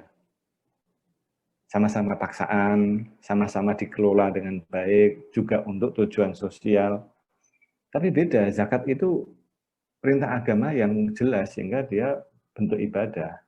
Kalau pajak kan urusan dengan negara. Ini yang lalu muncul perdebatan. Zakat hanya bagi umat Islam, pajak bagi semua negara. Subjek zakat itu orang yang mampu, orang yang kaya. Juga tujuan zakat penggunaannya juga jelas, 8 asnaf. Kan nggak bisa lalu misalkan zakat dibayarkan untuk membangun jalan tol, nggak boleh. Itu bukan jalan 8 asnaf, itu terlalu liberal nanti tafsirnya. Dan pajak untuk kepentingan umum. Zakat tarifnya tetap, pajak bisa berubah-ubah tuh. Nah, di sini kan lalu maka ada perdebatan. Perdebatan tentang apakah pajak bisa menggantikan zakat? Apakah kita masih harus bayar pajak ketika sudah bayar zakat, ataukah kita masih harus bayar zakat ketika sudah bayar pajak? Orang tua Anda semua pasti bayar pajak tuh. Yang BNS kena pajak, ya tergantung golongannya. Ada yang 5%, ada yang 10%. Kalau yang pegawai swasta juga ada pajak penghasilannya, BPH 21 ya kalau nggak salah ya. Yang bisnis juga kena pajak, bayar pajak pertambahan nilai, dan sebagainya. Nah, sehingga ada perbedaan pandangan. Ini silakan nanti kalau mau baca lengkap itu di tulisannya dari Saudara Dede itu ya, itu yang saya kutipkan dari situ. Ada menurut Yusuf Qaradawi ya bahwa beda antara pajak dan zakat. Pajak urusan dengan negara, zakat dengan agama, ya harus dilaksanakan dua-duanya. Tapi kalau yang dari Santurobi dari Sudan ini, ada kalau gitu nggak usah bayar pajak saja, ya. Karena itu kan seakan-akan kita itu hidup di negara yang sudah ada zakat kok masih kenai pajak. Gitu. Tapi ada pemikir lain, kalau di Indonesia ada Mas Farid Masudi ini dari salah satu tokoh pemikir Muslim, ya bisa saling menggantikan kok. Kalau sudah bayar pajak ya nggak perlu bayar zakat atau sebaliknya. Nah tentu ini masih dalam pemikiran sehingga di berbagai negara berbeda prakteknya. Di Indonesia saat ini baru berkembangnya adalah zakat sebagai pengurang nilai objek pajak. Jadi tidak bisa menggantikan pajak secara utuh, tetapi baru menjadi pengurang nilai objek pajak. Ya kan masih butuh pengkajian. Nah dalam kebijakan fiskal APBN kita juga sudah ada loh ya ini instrumen syariah di dalam kebijakan fiskal. Apa? Yaitu suku. Tadi kan boleh ya negara pinjam, Indonesia juga punya pinjaman pembiayaan sampai 300 triliun pada tahun 2020 ini, dulu di APBN awal tahun ya. Lalu pada zaman Nabi juga dibolehkan ada pinjaman dari pemerintah. Nah konkretnya apa? Bahwa kita sudah punya suku negara, surat utang negara. Baik yang korporasi maupun suku retail. Kalau retail berarti eceran ya, sukri. Ini sejak tahun, ini sudah lebih dari 10 tahun ya. Kalau nggak salah sejak 2008 sudah mulai ada. Artinya, ekonomi syariah di Indonesia itu sudah berkembang, bahkan sudah masuk ke dalam, tidak hanya sektor swasta, tapi sektor pemerintah. Instrumennya sudah sampai ke sektor pemerintah. Fiscal policy. Jadi, suku itu surat berharga syariah negara, yang dalam penerbitannya itu ya sesuai dengan ketentuan syariah. dan mendapatkan perizinan dari DSN MUI dengan dasarnya ini. Ini syaratnya banyak ini. Jadi sejak 2008 itu sudah ada tuh SBSN, Surat Berharga Syariah Negara. Ini dasar pertama untuk penerbitan sukuk pertama kali.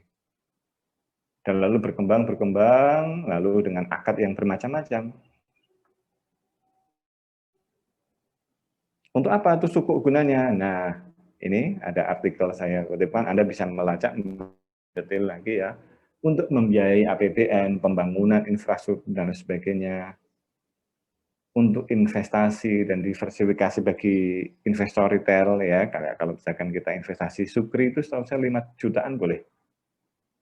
Mendukung stabilitas pasar keuangan, karena ini juga bisa ditransaksikan di pasar keuangan ya. Memperluas basis investor dalam negeri, biar investasi kita itu tidak didominasi oleh luar. Karena begitu dominasi luarnya sangat tinggi, begitu mereka tarik, wah itu kita gonjang-ganjing di sektor keuangan. Dan tentu saja ini mendukung pengembangan sektor keuangan. Untuk apa aja? Oh, banyak banget itu. Banyak sekali yang sudah dipraktekkan. Kayak di UIN Jogja itu kampus saya juga membangunnya itu pakai dana sukuk. Di 2013, datanya ini ya, dari 2013 sampai 2020 itu sudah ribuan proyek. Ya, termasuk itu membangun ratusan KUA dibangun dengan dana sukuk. Totalnya bisa sampai 900-an triliun. Itu kan proporsinya udah banyak itu. Jadi kalau 5.000 triliun, hampir 20% itu utang dari sukuk. Ya, jadi sudah syariah kita itu ya. Jadi kalau ada yang menuntut Indonesia bersyariah, sudah ini kebijakan fiskalnya sudah bersyariah. Nah, poin terakhir tentang inflasi, uang beredar, inflasi dan kebijakan moneter Islam. Wah ini kepotong ini. Nah, pada masa lalu sebelum masuk kebijakan moneter ya, bicara tentang mata uang dulu. Dinar dirham itu contohnya itu, yang gambar udah agak tua itu, emas dan perak, itu bukan dari Nabi cetak sendiri, enggak. Tapi dari negara lain, dari Romawi, Yunani, atau Persia, kadang mengatakan gitu. Nah, untuk memudahkan transaksi, maka adanya fulus. Nah, gitu ya. Kita dengar ya, sering familiar dengan istilah fulus ya. Fulus itu uang tembaga.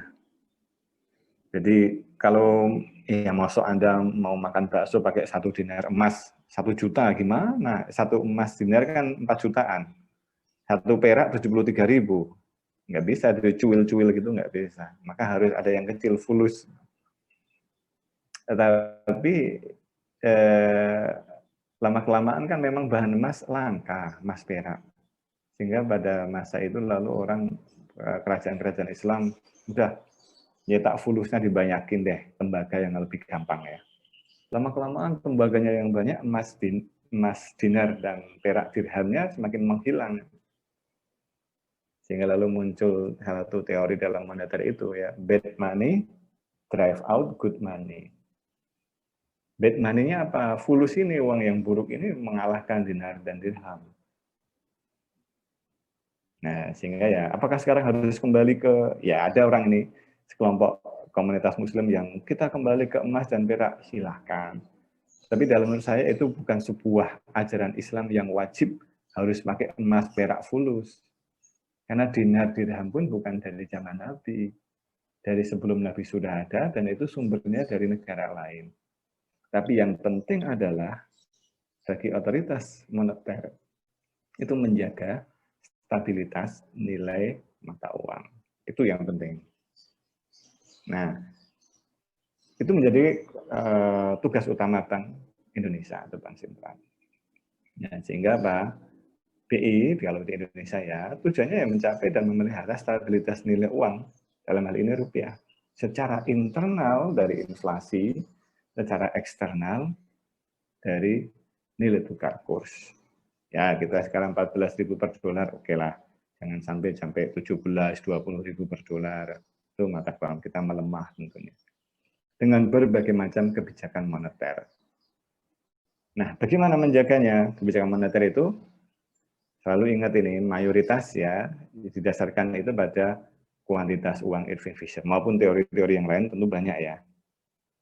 Nah, dari situ kita lihat bahwa penentu P itu adalah M dan T, jumlah uang beredar dan jumlah barangnya. Kalau asumsi V-nya konstan. Sehingga kenapa terjadi inflasi? Ya, karena jumlah uang beredar bertambah atau jumlah barang yang ditransaksikan berkurang. Karena MV sama dengan PT menjadi P sama dengan MV per T. Nah, maka kebijakan moneter itu untuk menstabilkan harga biasanya fokus kepada dua hal. Mengendalikan jumlah uang beredar dan meningkatkan, kalau moneternya mengendalikan jumlah uang beredar ya. Kalau dari sisi fiskal biasanya menambah pasokan barangnya. Sehingga biasanya ini penyebab inflasi biasanya ada dua ini ya. Yang utama itu ya, cost push inflation, ya inflasi karena dorongan biaya, dan demand pull inflation. Inflasi karena tarikan permintaan. Apa saja? Ya kalau misalkan ada penurunan dalam suku bunga, peningkatan money supply, upahnya naik.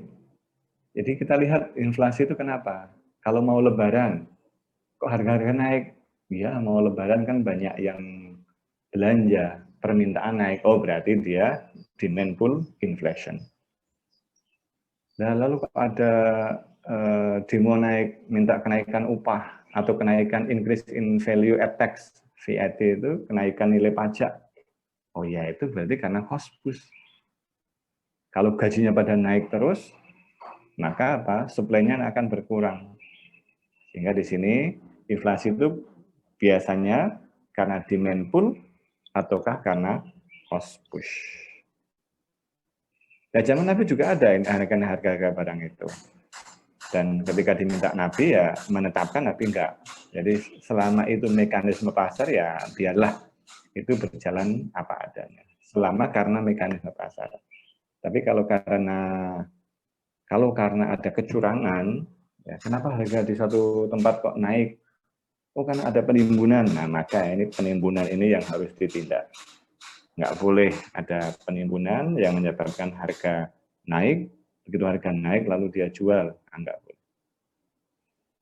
Nah dalam konkretnya bagaimana? Di Indonesia itu kita sudah ada instrumen kebijakan moneter syariah, yaitu untuk operasi pasar terbuka, itu ada namanya Sertifikat Bank Indonesia dan SBI dan SBIS. Nih. Jadi bagaimana Bank Indonesia mengatur jumlah uang beredar di masyarakat itu dengan menjual belikan sertifikat Bank Indonesia. Kalau ke bank konvensional dengan menjual SBI, ke bank syariah dengan menjual SBI syariah, sertifikat Bank Indonesia syariah. Kalau di SBI ada konsekuensi interest, suku bunga. Kalau SBI syariah tidak bunga. Nah, tergantung akadnya apa. Nah, yang terbaru setahu saya, akadnya itu namanya akad ju'alah. Akad ju'alah itu kayak orang ini loh, ju'alah itu kayak sayembara. Yuk, barang siapa yang bisa melakukan ini, nanti saya berikan imbal hasil. Nah, gitu. Dapatnya imbal hasil. Tapi memang disetarakan, imbal hasil SBIS itu setara dengan imbal hasilnya SBI. Nah, tapi wah itu kan cuman akal-akalan akad aja, biarin lah. Sementara ini ada konkretnya. Nah, jadi kebijakan fiskal tadi sudah ada, instrumen sukuk, moneternya pun juga ada SBI syariah. Bagaimana cara kerjanya? Nah, nanti bisa Anda lihat bagaimana bisa SBIS mempengaruhi output, juga mempengaruhi inflasi. Anda baca tulisan Pak Asar ya. Dan ini peraturan detailnya tentang operasi moneter yang konven ada, yang syariah juga ada. Oke, jadi Kalau menurut saya sebenarnya ekonomi Indonesia itu sudah berekonomi syariah. Ya, tidak harus pakai demo untuk menuntut khilafah, nah, kita itu sudah bersyariah. Ya, jangan-jangan nanti kalau menuntut khilafah kita malah ribut sendiri, ekonomi syariahnya malah nggak keurus. Udahlah bagi kita, ekonomi muslim, kita kembangkan ekonomi syariah, secara fiskal moneternya kita sudah ada, praktek ekonomi syariahnya sudah ada, itu yang kita kembangkan terus. Nah, saya rasa itu, Mas Alfi. Maaf, udah cukup banyak ini yang saya sampaikan, moga bisa ditangkap dan nanti ya referensi-referensi yang ada nanti bisa ditelusuri lebih jauh lagi. Karena segitu Mas Alfi. Oke, baik. Terima kasih banyak Pak atas pemaparannya. Nah, ini kita untuk lebih memperdalam ini ya pengetahuan kita ini Pak. Kita bakal buka sesi tanya jawab selama 30 menit dan akan ada kita buka 3 pertanyaan terlebih dahulu dan bagi yang ingin bertanya silahkan untuk mengetik di kolom chat dengan format pertanyaan nama _ asal institusi _ pertanyaannya. Jadi yang ingin bertanya silahkan aja langsung chat di kolom chat. Tapi sebelum ada yang bertanya ini Pak, mungkin saya akan bertanya terlebih dahulu gitu. Nah, ini saya ada tertarik dengan materi Bapak tadi yang disampaikan terkait ide Bapak Dumairi tadi. Yang dimana model perekonomian domestik itu ada 4 sektor. Nah, sebagai sektor sosialnya itu sebagai coordinating sektor tadi kan. Ada sektor bisnis, rumah tangga, dan pemerintah. Nah, di sini kalau saya lihat-lihat mungkin dari ide Pak Dumairi ini bisa mendongkrak pendapatan nasional ya Pak. Soalnya di sini ada beberapa komponen tambahan seperti setoran zakat, pengeluaran sosial, dan lain-lain gitu. Nah, tapi yang ingin saya tanyakan ini, apakah ide ini tuh bisa memungkinkan untuk diterapkan gitu Pak? Dan jika memang bisa, bagaimana ide ini bisa diterapkan dan kendalanya dalam menerapkan ide ini tuh seperti apa gitu? Oke ya, memang ini beliau ketika disertasi itu juga ini kan model teoritis. Namanya maka memang dari awal sudah disebut model teoritis. Jadi ketika ditanya bagaimana aplikasinya, apakah sudah bisa dilakukan perhitungan. Nah, jadi perhitungan dengan data yang ada, apakah sudah bisa dilakukan. Nah, beliau menjawabnya ya memang belum dilakukan, dan dalam disertasi itu belum dilakukan perhitungan. Kan harusnya kalau bisa diempiriskan, setelah ketemu model teoritis, lalu diempiriskan, itu kita bisa membandingkan gimana nih PDB yang dengan metode konvensional yang selama ini ada dengan metode dengan coordinating sector tadi. Tentu yang paling susah itu adalah memang availability of data. Ada beberapa data yang memang saya lihat tidak mudah untuk diperoleh sehingga ketika itu dipaksakan memang akhirnya akan ada gap yang besar ya. Contoh misalnya kaitan dengan zakat. Bagaimana kita bisa mendapatkan data setoran zakat? Dari Basnas, apakah Basnas itu merepresentasikan zakat yang ada di Indonesia? Enggak bisa. Kalau Basnas itu kan hanya beberapa, kalau Basnas kan secara struktural kan hanya dari Basnas Pusat, lalu Basda, yang itu biasanya akumulasi pengelolaan dananya itu dari pegawai negeri atau dari lembaga-lembaga yang sudah menjalin kerjasama. Bagaimana kalau yang dikelola oleh swasta? Bagaimana yang dikelola oleh pesantren? Nah, sehingga memang data tersebut masih susah. Dari zakatnya, zakat juga PSR-nya, Public Social Responsibility. Kecuali ya, ini sebenarnya kalau sudah perekonomian kita sudah maju sehingga pendataan terkait dengan kependudukan dan penghasilan penduduk sudah jelas, itu tuh akan mudah. Contoh gini, di Eropa dan di Amerika itu kan mayoritas pekerja itu adalah pekerja formal, bukan informal. Sehingga ketika mereka mendapatkan penghasilan, mereka itu terdata di negara, bayar pajak, dan semua transaksinya itu terpantau.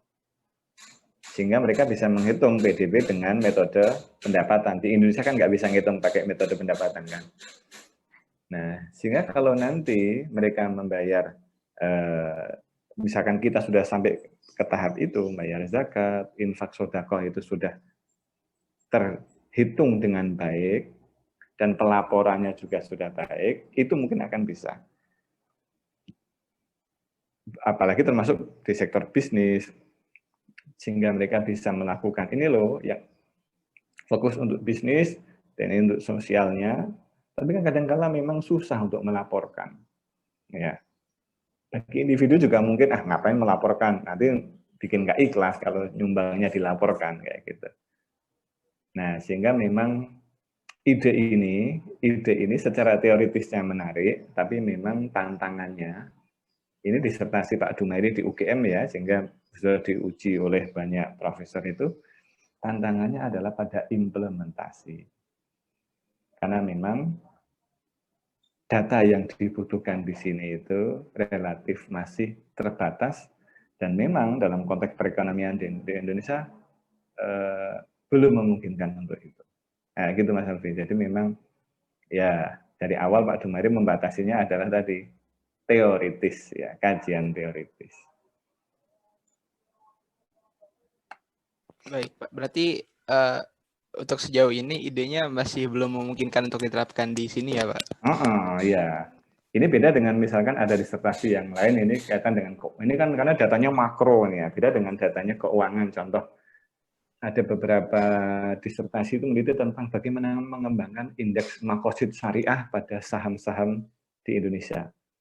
Itu bisa dilakukan perhitungan indeks makosid syariah, ya, dengan beberapa pemikiran makosid syariah. Ada dari Abu Zahro, ada dari Syatibi, Imam Syatibi, ya, sehingga konkret dari ide, lalu diwujudkan dalam instrumen keuangannya apa, lalu bisa dihitung indeksnya bagaimana. Kayak kalau yang konven kan umum ada indeks harga saham, ada indeks green, saham, saham hijau ya, dan lain sebagainya. Indeks makosid bisa dihitung juga. Nah, tapi kalau untuk yang ini, maka tadi disebut masih model teoritis. Oke, ini ada nih pertanyaan dari Mas Ilham. Dari Mas Langsung Ilham. saya tanggapi ya. Ya, silahkan Oke, Bapak. dari Mas Ilham, kaitannya dengan as-sorfu atau jual beli mata uang. Boleh jika dengan ketentuan tidak boleh spekulasi dan semacamnya. Tapi seperti yang kita tahu, ketika menukar mata uang ada kurs beli dan kurs jual yang mana nilainya masing-masing berbeda dan dalam jangka waktu dapat berubah. Jadi bagaimana itu boleh atau tidak? Nah, di sini. Jadi yang kaitan dengan spekulasi tadi, ya kaitan dengan spekulasi bahwa yang tidak diperbolehkan itu kan memang ya ini namanya motif ya. Motif kan kita juga nggak bisa gimana tadi.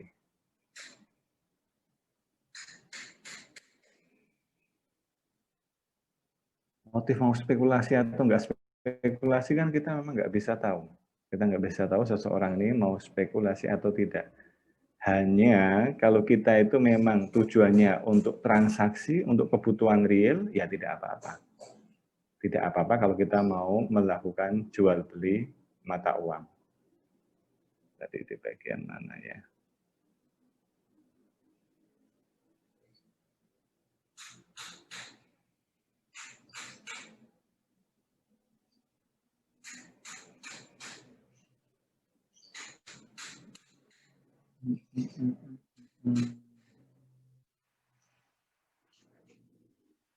Nah, kalau perbedaan nilai jual dengan nilai beli, ya ini kan perbedaan yang memang ketika ada pedagang, ya ini istilah jual beli itu juga ada perdebatan.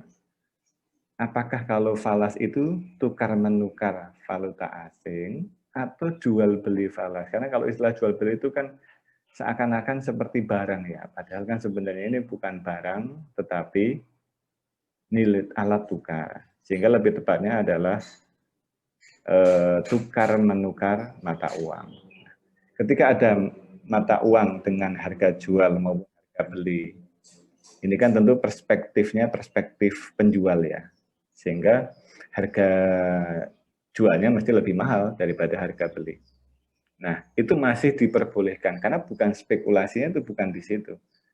Yang dimaksud spekulasi itu adalah ketika saya beli sekarang dengan harga $1 $14.000, ya harapannya besok $1 $15.000, sehingga ketika saya jual saya mendapatkan untung 1.000 per dolar. Tujuannya hanya untuk mendapatkan keuntungan. Bukan kalau misalnya saya beli saat ini 14.000 untuk apa? Oh saya mau ini nih, mau umroh atau mau ke luar negeri. Nah ternyata ketika dijual ada sisa dan ketika dijual kok 15.000. Di sini kan motif kita memang bukan untuk mencari keuntungan, karena memang kita ada kebutuhan khusus. Nah disinilah yang lalu memang bagi sebagian orang yang nggak bisa melihat atau memutuskan saya berspekulasi tujuannya untuk nyari untung atau sebenarnya saya itu memiliki kepentingan tertentu. Nah, tapi kalau masalah harga jual harga beli ya memang asasnya semacam itu Mas. Jadi yang selama ini silahkan nanti dibaca di fatwa MUI itu ya, kalau kayak gitu ya sesuatu yang diperbolehkan.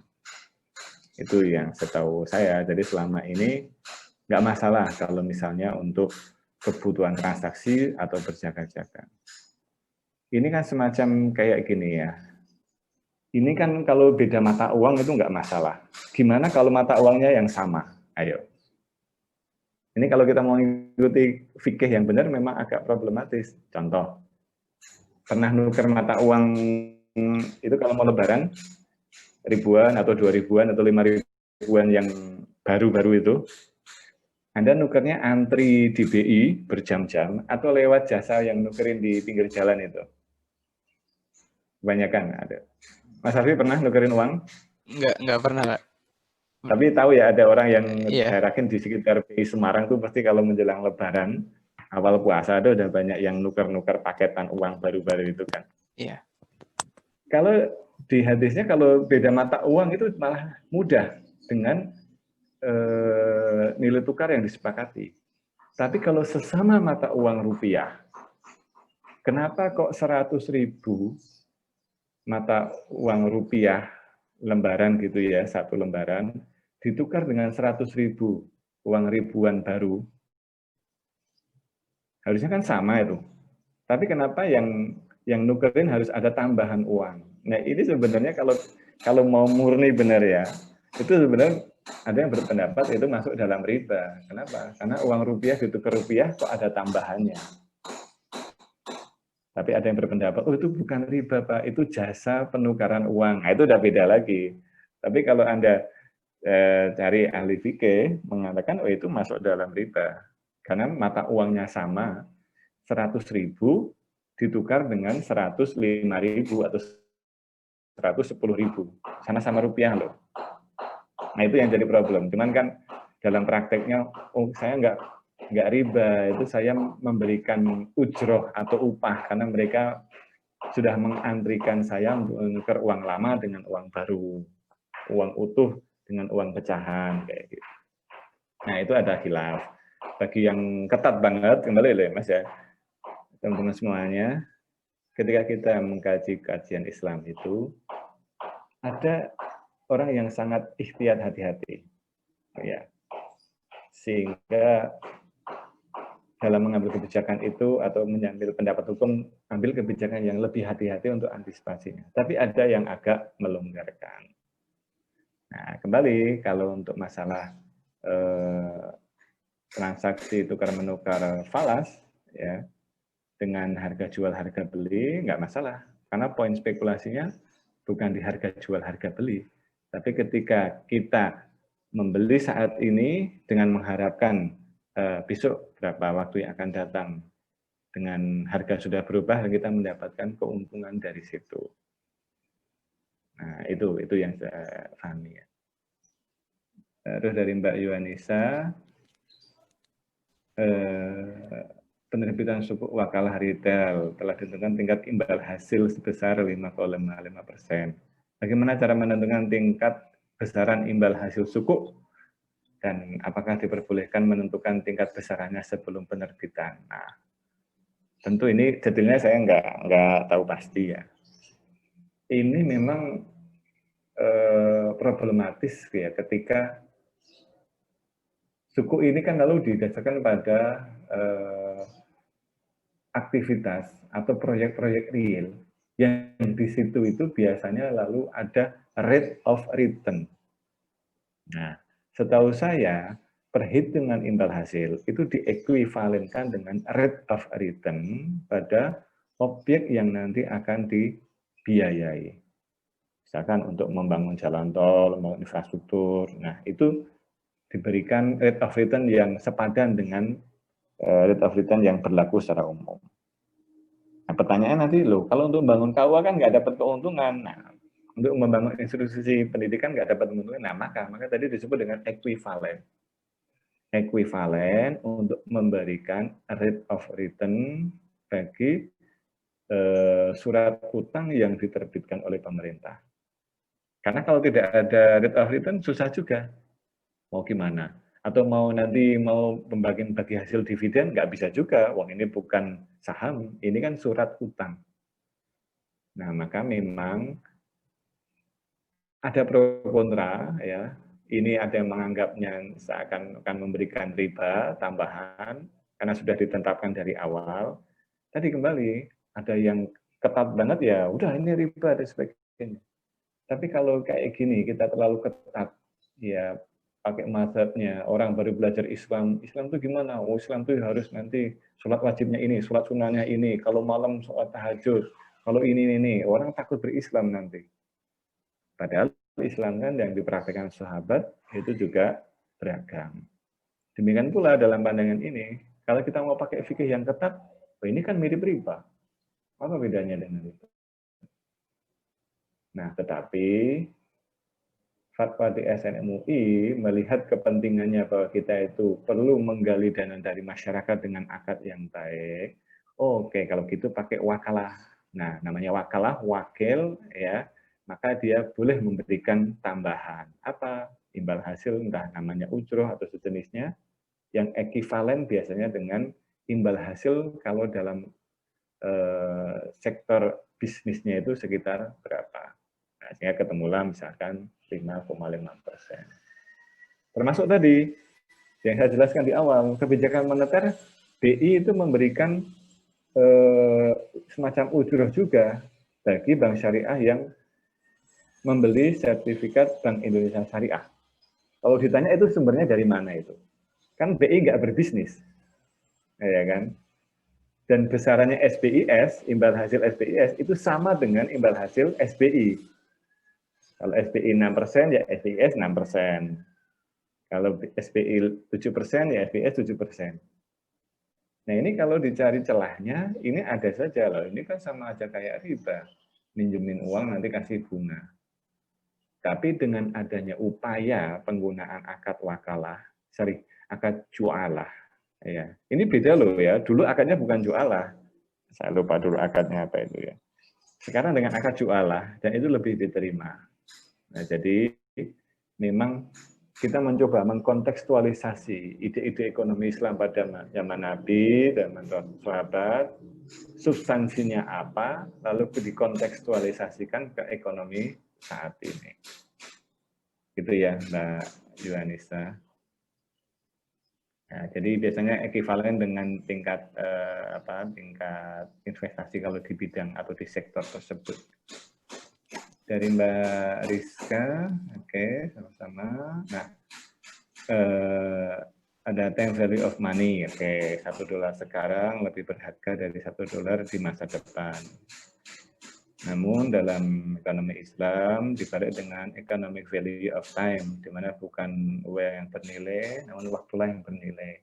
Namun mengapa yang terlihat dari tahun ke tahun nilai uang kian menurun dan teori economic value of time nampak tidak relevan.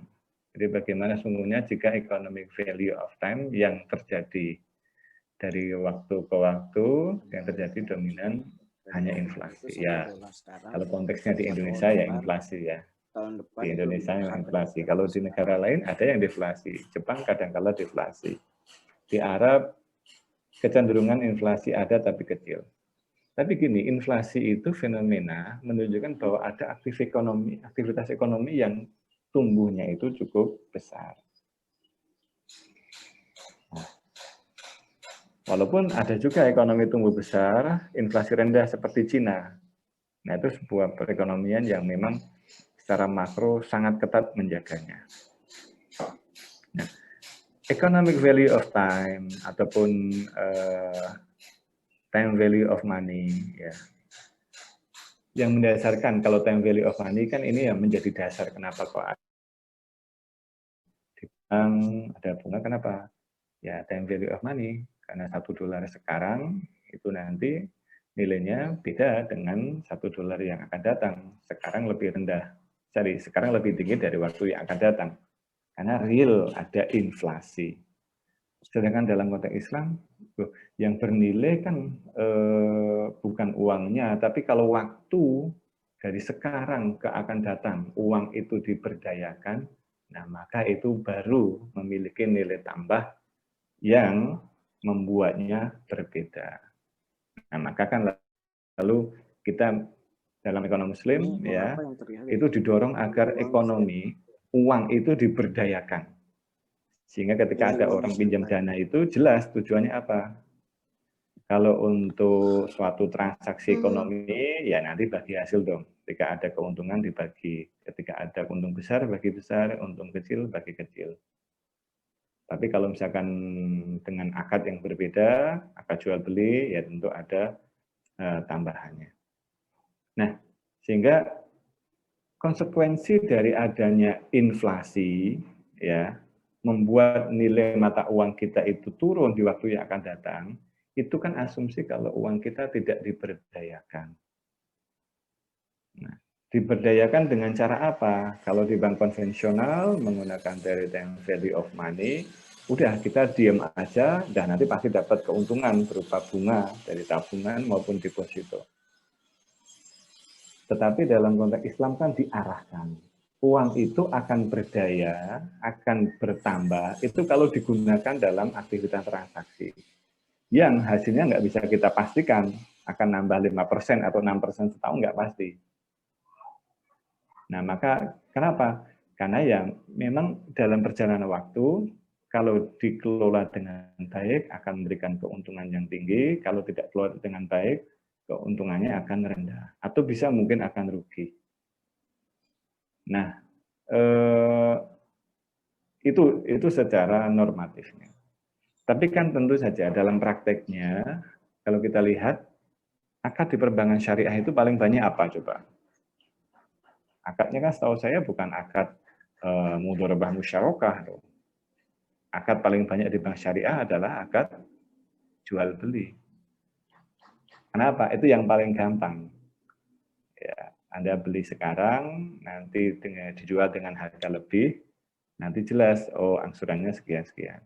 Bukan akad mudharabah musyarakah yang membawa konsekuensi kalau bulan ini untung 1 juta dibagi sekian-sekian, bulan depan untung 500.000 dibaginya berkurang, bulan depannya lagi untung 2 juta dibaginya lebih banyak. Tidak semacam itu, walaupun secara idealitas semacam itu. Nah, gimana agar kita benar-benar economic value of time? Anda beli saham. Nah, sehingga apa?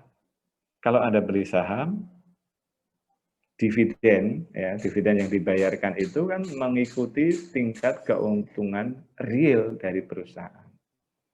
Nah, di situ menurut saya akan lebih menunjukkan economic value of time-nya. Tapi kalau time value of money ya, kalau nyimpan di bank, uang kita terus kayak gitu, itu masih belum kelihatan bagaimana waktu berjalan berkontribusi ya terhadap peningkatan nilai uang kita itu dari pemberdayaan uang. Nah, memang ini agak rumit ya, cuman bagi saya dalam praktik perbankan syariah belum ideal. Belum semuanya ideal karena memang tadi juga belum semuanya akad bagi hasil mudharabah musyarakah masih didominasi oleh akad jual beli. Namun demikian, ya, kalau kita mungkin ingin lebih memberdayakan dana kita dengan prinsip yang lebih syar'i, salah satu model syar'inya adalah kita siap menanggung konsekuensi untung rugi. Nah, di mana itu?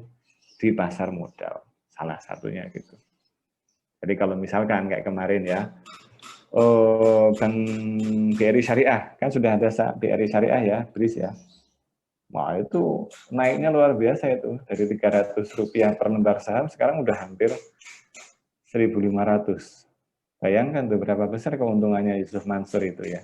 Dulu Yusuf Mansur beli itu kan ya masih murah katanya. Nah, itu dari apa? Dari kinerja. Kalau kinerjanya baik. Tapi kalau kinerjanya buruk, ya nilai sahamnya akan turun. Nah, jadi kalau Anda mau melihat aplikasi economic value of time, nah, silahkan lihat di pasar modal.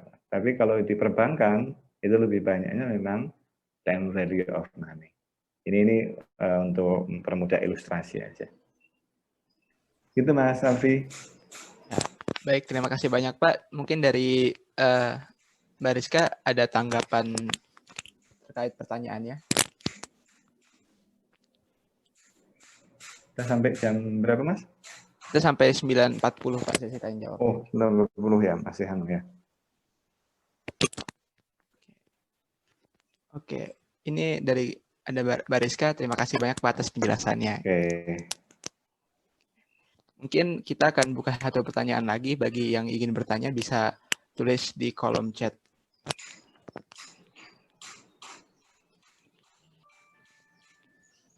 Mungkin kalau udah bisa anu dulu karena saya ada kepentingan lain. Ya, Kalau ada nanti bisa diskusi lewat tadi ya, nomor email saya atau HP saya. ya baik. Tapi HP saya jangan ditelepon ya, sudah nggak bisa. Bisanya hanya di WA saja. Ya.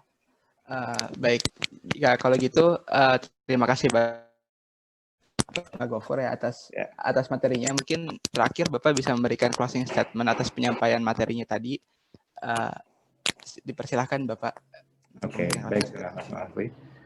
Jadi bagi teman-teman sekalian, secara kajian teoritis kita perlu terus menggali ya nilai-nilai ajaran Islam dari Quran dan hadis ya. Tantangannya memang besar ya. Selain buku Menkyu, buku Thompson, bukunya Gujarati yang ada, itu juga kita perlu memegang kitab-kitab yang merupakan sumber-sumber ajaran Islam. Itu tantangan. Tapi dari situ kita bisa menggali nilai-nilai ajaran Islam yang sesuai dengan kajian kita di bidang ekonomi itu secara lebih bijaksana. Jangan sampai kita, ini yang bagi sebagian orang punya pandangan gini ya, misalnya kalau ada hadis-hadis tentang dosanya riba misalnya, itu kan dosanya orang yang memungut riba itu kan seperti berzina dengan ibu sendiri, ya.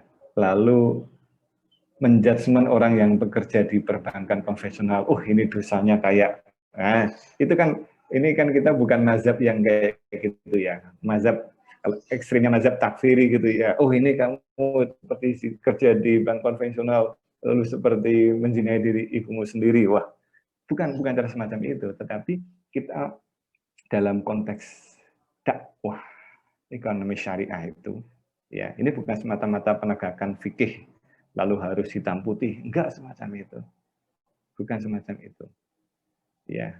Ada sahabat Nabi ya, ini Ustadz Marwi ini udah lebih tahu ya, ada sahabat Nabi yang ketika Nabi masih hidup pun masih suka minum minuman keras, tapi karena dia cinta kepada Nabi ya, akhirnya ya tetap dia walaupun miras, mabuk, kalau udah ya sholat, lain waktu mabuk lagi.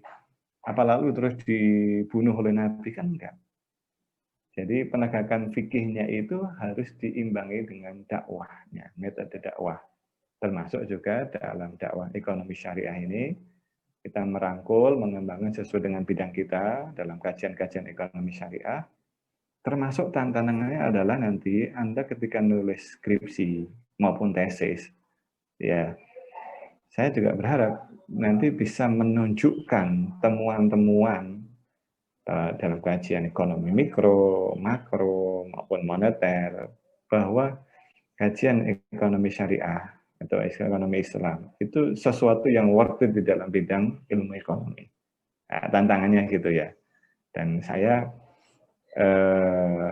sejak menulis skripsi tahun 2003, nah 17 tahun lalu saya menulis skripsi ya. Skripsi saya itu tentang perbankan syariah. Ambil objeknya itu bank muamalah. Tahun 2003 itu mencari datanya luar biasa. Bank muamalah waktu itu belum ada di Jogja. Sehingga saya itu sekitar 2 atau 3 kali itu ke Semarang, naik motor sendiri dari Jogja ke kantor bank muamalah yang di di jalan apa Mas? Saya lupa itu. Kayaknya masih di situ terus kok itu. Dan pengalaman saya apa? Kena tilang di daerah Simpang 5. Ah, udah itu. Polisinya Semarang memang luar biasa. Luar biasa perhatian ya. Nah, skripsi saya kaitan dengan itu, tesis saya kaitan dengan efisiensi perbankan syariah, disertasi saya kaitan dengan governance in Islamic economic. Nah, itu saya harap juga teman-teman nanti dalam risetnya, baik riset dalam perkuliahan maupun skripsi tesis, silakan mengambil bagian kecil di dalam pengembangan ekonomi syariah sesuai bidang Anda masing-masing. Sehingga kalau itu menjadi selesai referensi bagi peneliti yang lain, itu menjadi pijakan awal, fondasi awal untuk pengembangan ekonomi syariah yang lebih luas lagi. Jadi kita tidak perlu lalu bagaimana berperan sangat besar dalam ekonomi syariah. Enggak, ambil peran-peran kecil saja, apa yang saya bisa, apa yang Anda bisa, kerjakan. Nah, jadi dengan cara semacam itu, insya Allah nanti di kampus kita, kampus Anda, di kampus teman-teman masing-masing itu juga bisa semakin berkembang kajian ekonomi syariah, dan tentunya dalam jangka panjang ya berkembang praktek-praktek ekonomi syariah. Saya rasa itu, dan insya Allah nanti materinya saya share ke siapa? Mbak yang hubungi saya itu ya, nanti saya kirimkan setelah ini. Saya rasa itu, dan mohon maaf, kurang lebihnya mohon maaf. Assalamualaikum warahmatullahi wabarakatuh. Waalaikumsalam warahmatullahi wabarakatuh.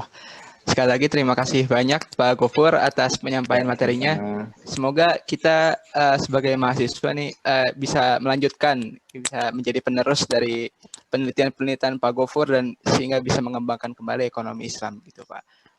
Terima kasih banyak. Semoga silaturahmi kita masih tetap terjaga ya Pak.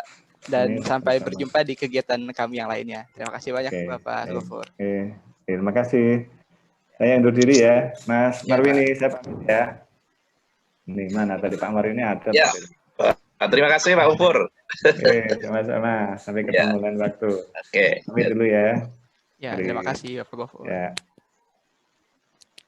Baik,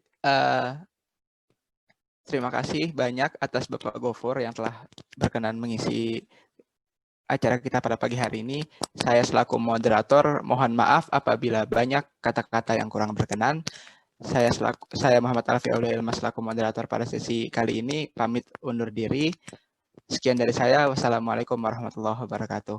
Acara selanjutnya saya kembalikan ke MC. Ya, baik. Terima kasih kepada Mas Alfi yang telah memandu jalannya sesi pertama pada hari kedua.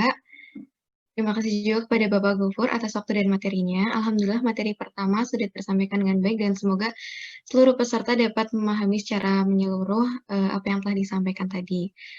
Nah, kemudian acara selanjutnya adalah sebenarnya dokumentasi, namun berhubung Bapak Gofur sudah live dikarenakan ada urusan yang lainnya, maka kita bisa melanjutkan ke acara selanjutnya, yaitu untuk pemaparan materi yang kedua pada hari kedua.